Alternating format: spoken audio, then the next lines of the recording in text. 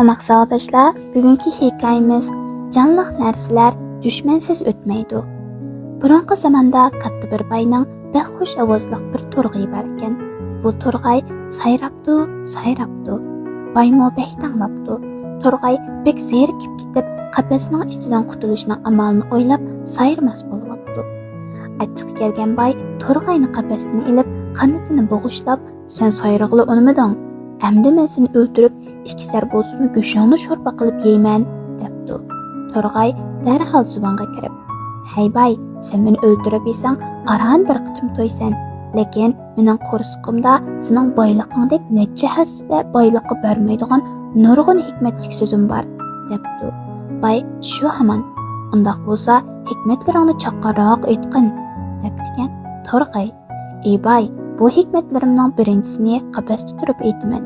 İkincisini üstünde uçup yürüp baradigan manzilimga yetganda aytaman" debdi.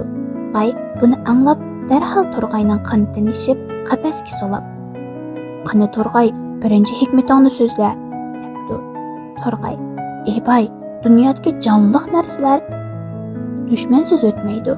Sen shuni bilginki, odamzod, uchar qush, hayvonotlar orasidagi sening dushmaning seni aldab so'zlasa, sen hargizmi dushmaningning gapiga aldanib qolma" debdi. Vay, barakalloh, haqiqatan yaxshi so'z ekan deb maqtabdi.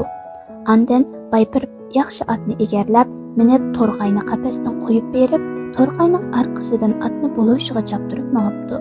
To'rg'ay bo'lsa bir dapasda, birda egiz uchib yurib, poyansiz ketgan jangalliqqa ketib o'tib, bayga "Hey nodon inson, men bayotdan qafasda turib nima dedim? Sen menga aldanib ketding. Aslida sen menga aldanmay meni o'ltirsang, ichimda ikisar go'sh emas, ikisar kumush bor edi" deb bepoyanchilikda g'oyat bo'libdi. Bay bo'lsa voysab qaqshig'inicha To'rg'ayning orqasiga qarab, "Voy esit go'hrim" deb yig'lab, pushaymonni alg'iliqacha izlab ketibdi. Hikmat: dunyodagi jonliq narsalar dushmansiz o'tmaydi.